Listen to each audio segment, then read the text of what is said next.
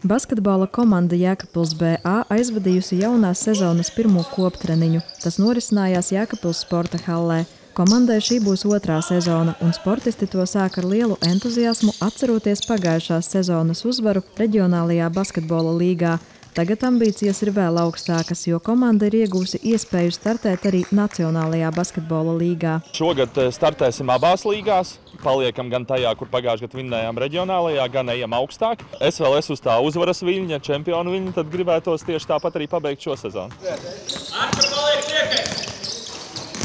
Izmaiņas ir arī komandas sastāvā. Nākuši klāt vairāki jauni spēlētāji un paredzēts, ka tuvākajā laikā Jēkabpils BA pievienosies vēl jauni sportisti.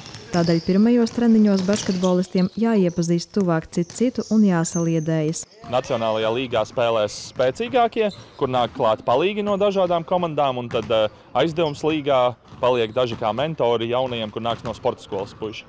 Cīņai par medaļām Nacionālajā līgā ir piesaistīti spēcīgi basketbolisti, kuri iepriekš spēlēja citās Latvijas komandās. Iepriekšās 2 sezonas spēlēju Latvijas 2. līgā pie Salaspils, kas man bija tuvu mājām. Bet Jēkabpilī bija spēlējis 3 sezonas jau pirms 10-12 gadiem. Un mēs tieši savā starpā arī runājām, ka žēl, ka nesanāca mums profesionāli spēlējot, uzspēlēt jaunajā zālē, kā mājas zālē. Tagad man tāda iespēja būs.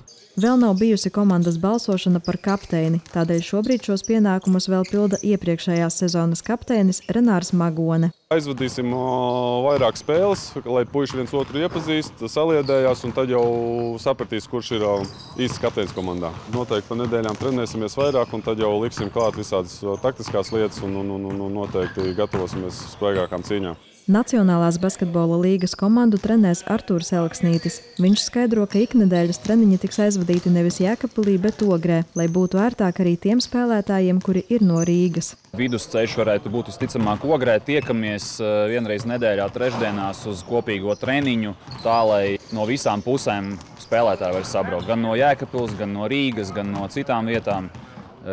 Un satikties un vienreiz nedēļā patrenēties. Pirmā sezonas spēle Jēkabpils BA gaidāma jau 19. septembrī, kad basketbolisti cīnīsies pret Talsu komandu. Savukārt sezonas atklāšanas spēle mājas laukumā Jēkabpils sporta hallē gaidāma 3. oktobrī. Sandra Paigļkalne, Kaspars Daņeļevičs, Vidusdaugavas televīzija.